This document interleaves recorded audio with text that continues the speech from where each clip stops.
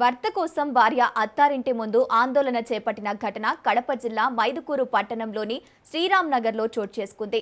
పెళ్లి అయి 3 సంవత్సరాలైన కాపురానికి రానివ్వడం లేదంటూ కోడలు సునీత ధర్నాకు దిగింది. భర్త నవీన్ కుమారు అత్తమామలను కట్నం కోసం వేధించడమే కాకుండా చిత్రహింసలకు గురిచేసి విడాకులు ఇస్తామంటూ బెదిరిస్తున్నారని ఆమె రోధిస్తోంది. 16 తులాల బంగారం, 7 లక్షల రూపాయలు ఖర్చు పెట్టి వైభవంగా తమ తండ్రి పెళ్లి చేశారని బాధితురాలు తెలిపింది. ఇద్దరు హైదరాబాదులో ఉద్యోగం చేస్తూ కూడా భార్యను పీజీలో ఉంచి భర్త స్నేహితుల వద్ద ఉండేవాడని, తన భర్త అత్తామామ ఆడపడుచులు కాపురానికి రాకుండా అడ్డుపడుతున్నారని యువతి ఆరోపిస్తోంది. ఈ ఇష్యూపై పోలీసులు తనకు న్యాయం చేయాలని బాధితురాలు డిమాండ్ చేస్తోంది.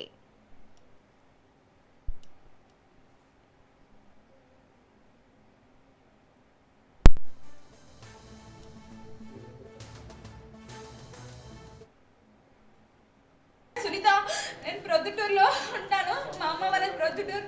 నేను ఇంట్లో అబ్బాయిని పెళ్లి చేసుకున్నాను. పెద్దల సమక్షంలోనే గ్రాండ్గా పెళ్లి చేసుకున్నాను. అందరికీ నచ్చే చేసుకున్నారు.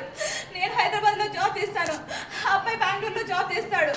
కొంచెం ఫైనాన్షియల్ ప్రాబ్లం, జాబు కొంచెం శాలరీ తక్కువ అనేసి నన్ను హైదరాబాద్లో ఉండమని చెప్పాడు. పీజీలో 3 నెలలు కాస్త నన్ను నచ్చ చెప్పుకుంటా 2 సంవత్సరాలు 6 నెలలు అయింది. 2 సంవత్సరాలు 6 నెలలు అయిన తర్వాత పెద్ద మనుషులతో ఇన్ని సంవత్సరాలు అయిన తర్వాత పంచాయతీ పెట్టిస్తామా లేదా, పెట్టించిన తర్వాత నన్ను నమ్మించి నన్ను హైదరాబాద్కి పంపించి వాడు బెంగళూరు పోయి తిరిగి రివర్స్లో మా ఫ్యామిలీ వల్ల వాడికి ప్రాణహాని ఉందని మైదుకూరు పోలీస్ స్టేషన్లో ఒక ఎన్ఓసి ఫామ్ తెచ్చుకున్నారంట. మైదుకూరు సిఐ గారు కూడా నా విచారణ లేకుండా మైదుకూరు సిఐ సార్ కూడా ఇచ్చినారు. అలా ఎలా ఇస్తారు?